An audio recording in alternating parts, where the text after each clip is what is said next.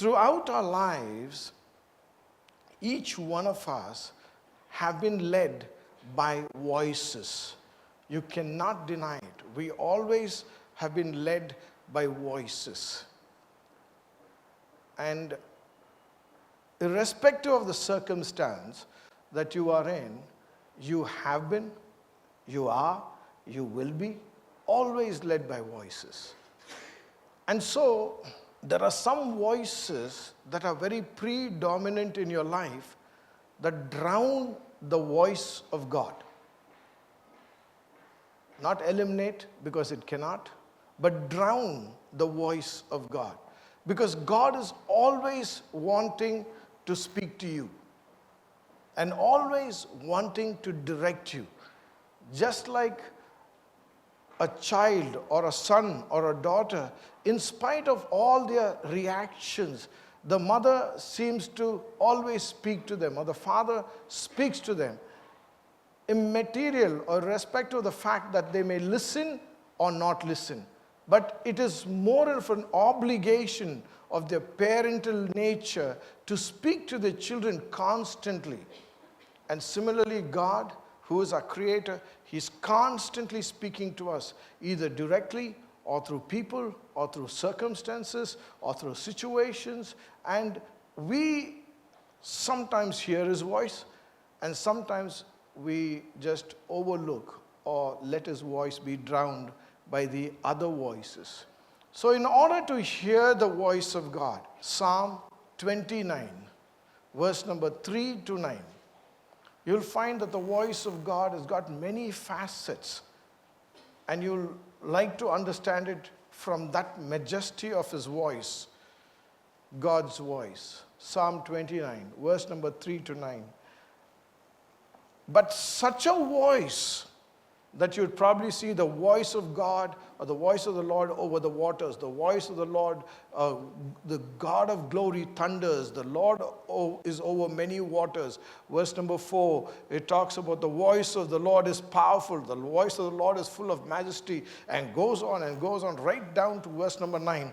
But even though the voice of God is like this, it gets drowned by the voices that surround you.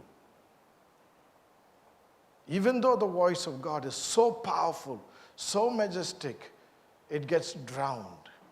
And so one of the voices that drowns the voice of God is the biggest and the most predominant voice that is in your life, that is called your voice. Your voice is very powerful. Literally has the ability to drown the voice of God, even drown the voice of the devil. So your voice is very powerful. And your voice rises up above all the voices and directs you, guides you, leads you, gets you to make decisions, gets you to react to situations. It's your voice, your personal voice, that has been developed over a period of time. And so you have prejudices, you have preconditions in your life, and you have a way you think and a mindset that has been developed. And finally, when you're placed in a given situation, it is your voice that comes out first to tell you what to do. It's called an intuitional voice. It's a voice that reacts to the situation. It's a voice that speaks there first. Which is the voice that speaks first in a situation? Your voice speaks first. It's the loudest and the strongest, and it comes out first. It's based on the experiences, based on the various aspects that you've gone through, but it's your voice. And your voice could be so dangerous because most of the times, as much as your voice is vital, most of the times your voice is full of pride. Most of the times a voice is full of lusts. Most of the times a voice is full of catering to the fleshly desires. And most of the times your voice is filled with fears. So your voice will come out so strong because it is so concentrated with ego, so concentrated with pride. And so this voice rises up immediately when you're put in a given situation. It's a spotlight voice in your life. It's your voice. And just when you thought you dealt with this voice, immediately there's a second voice that rises up to take its place, and it's called the human voices around your life. And most of it have been drummed and drilled in your system that you immediately react to as if justify the situation or justify your behavior in that situation. And they are your parents or your parental voices. There are a lot of things your parents have said, a lot of things your parents have motivated you for. Some of them, some of the voices of the parents in terms of motivation have been very evil, but they still have motivated you.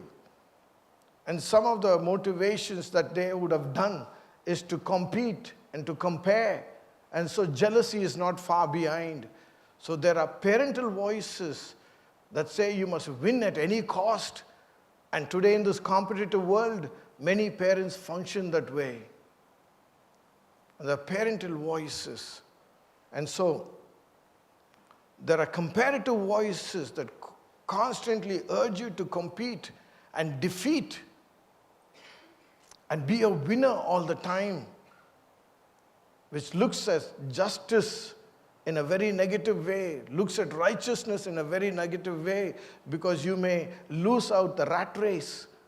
So there are parental voices, there are human voices like your relatives, like your friends, who urge you to do certain things, and they do the same thing which your voice used to do, and so you find it comfortable to hear those voices. What was your voice doing? Leading into pride and ego and desires and deceit. So parental voices and friends' voices that urge you to work in the direction, that surround people, and sometimes siblings, and gossip that is generated around you are the voices that help you to make many decisions that could be absolutely negative. And so these human voices are very strong. Every day, at least every day, I wear my shoes. I hear the voice of my mother. She said something when I was about 12 years, when I was polishing my shoes to go for the NCC camp that day. And she said something that still rings. It's about 40 years, and it's literally every day. Now she's dead, she's gone, but her voice is still there. Are you getting what I'm trying to say? There are a lot of people who have spoken into your lives, certain good things or negative things, and that stand there literally like a fixture. Every time you enter to do certain things, that voice will ring in your life. And I'm sure right now you remember some of the things that people have said and people have uttered over your life, and it just stands there. Time has passed. Probably they're dead and gone, but their voice still lingers. So many a times you are led by voices over and over again. Voices. So many decisions you make because of voices. Like this husband, he went into the store and he was shopping by himself, and he went and picked up a kind of a black shirt. Then just like that, as he picked it up and he thought it was really good and he wanted to take it, and he heard the voice of his wife saying, not black, blue. And he went there and he picked up a blue shirt and he bought it and came home. Just imagine this, that people can change decisions because there's a overriding voice, or it's called the predominant voice in your life in certain situations. Predominant voice. So most of us get into this trap of listening to various voices. Many people make many decisions like this. And so these human voices which drive you to be deceitful, drive you to be proud, drive you into areas of ego, and drive you into various desires which is negative, and take you towards areas of lust are voices that work against you, but definitely lead you. Now, lust is a common word. It's not a bad word as such. Because even if you have an obsessive nature towards any particular thing, it becomes lust. Gets you to be focused in such a manner that you are becoming a slave to it, then that becomes a lust. And so there are a lot of voices that drive you to this particular form of lust. Then there are circumstances in your life. Many people have an experience of circumstances speaking to them. Maybe you got trapped in an elevator, and so the next time when you get into an elevator, which you definitely need to get into, you're so scared. There's a phobia around you and you don't want to enter that elevator because there's a voice telling you, remember you got trapped 3 weeks ago. And you say, oh my God, yes. So you don't go into the elevator, but you want to go right up to the top floor and you're not prepared to walk it up on the stairs. So you wait for somebody to come. And after that person comes, you and that person will get inside. You feel comfortable because you got company. At least both of you all will get trapped if it stops again. So you got company in your problem. But it's the voice that causes you to have that fear. And this is a very simple thing. There are multiple things that happen in your life that where a voice will tell you. Many people have used another terminology for the voice. They call it thoughts. And that's also true. Because yes, the thoughts are so loud, they speak to you. Thoughts also speak to you. So these are the voices of circumstances. So one is your own voice that will speak, very predominant. Another is the human voices around you. They direct you, they cause you to make certain subtle decisions which is not required and not pleasing in the Holy Spirit. And then there are third voice that is called the voices of the circumstances. Most of us make decisions like that. And if any of these voices are predominant in such a manner that has got a tinge of evil in it, demons are waiting to see you react to the voices that is coming at you. And they latch on to those voices to magnify it, or to make it a habitual thing in your life, or create problems in your life. That is what demons are waiting for. They are waiting for you to succumb to these voices. And that is very important for you to understand today, that these voices could play a major role in your life. And that fear inside of you will cause familiar spirits to operate in people's lives. And so, without their knowledge, they may be driven or directed by demonic spirits. And they may be born again, but still, they are so much controlled by the voices. I'm taking you to the next voice, which is called the devil's voice. The first one is your voice, your self voice, which could be very loud. Second one is the human voices around you. Third one is the circumstantial voices around you. And the fourth one is the devil's voice.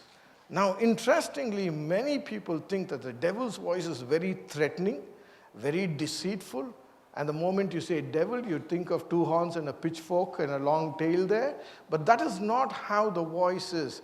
The devil's voice is the sweetest voice you can ever hear. Is the sweetest voice.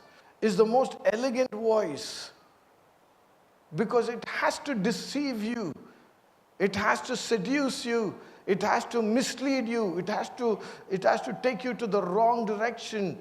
And therefore, the devil's voice has to tempt you in the best possible manner. You're not going to do something that is arrogant and abusive unless you've been led to that particular place by a very sweet voice. The devil's voice is extraordinarily sweet voice. And many people fall prey for it, like the way the woman fell prey to the devil, because it was a very sweet voice. It actually encouraged her to feel bigger, think bigger. And so that was a devil's voice. But the devil's voice will always contradict God's voice. But you don't feel it's contradicting. You'll feel it is justifying your position, justifying your desires, justifying your ego. And more, the devil's voice slowly but surely leads you in the direction. So many people think that probably the devil's voice will be something that is coming from the other side on a negative level. It's not. The devil knows the Bible very well. You need to understand that. He tried to display his knowledge before Jesus himself, the Word of God. And he had the sweetest things to say to Jesus. And he knew exactly what was the necessity that Jesus had at that given moment. That circumstance where he was absolutely hungry. He made use of it. It seemed justifiable. It was the requirement of the moment.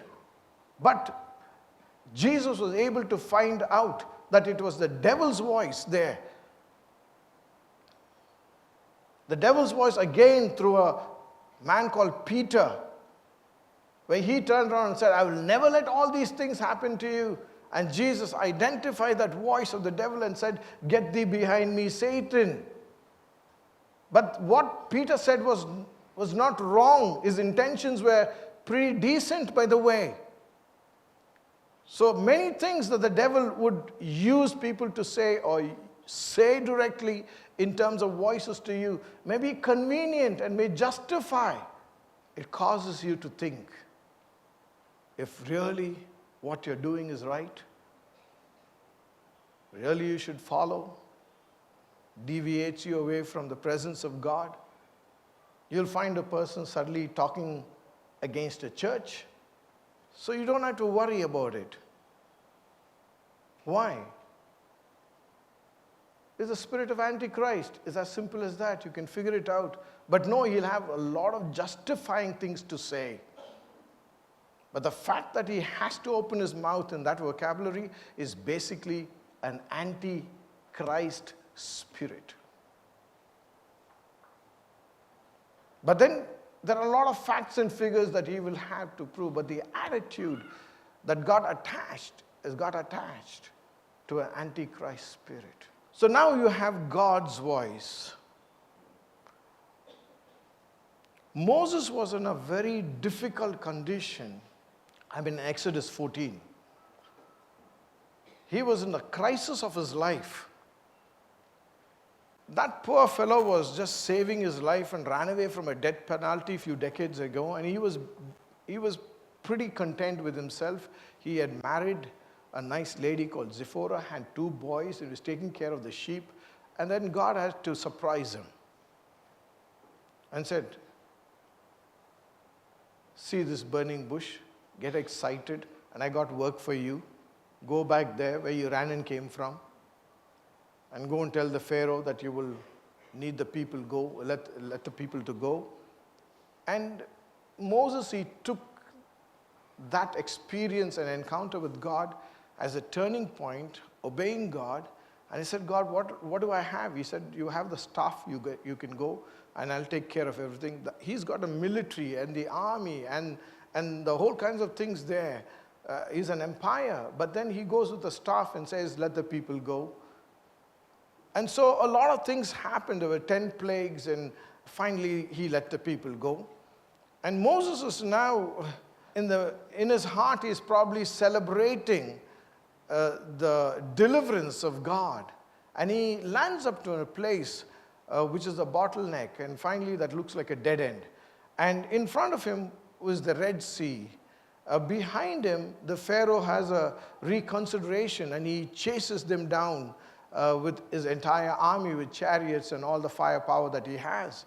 And there's a huge pillar of cloud there, and just before that could happen, the pillar of cloud of God moved and took his place there. And it seemed okay until that moment, but when the dust cloud rose higher, it kind of released voices. Are you understanding?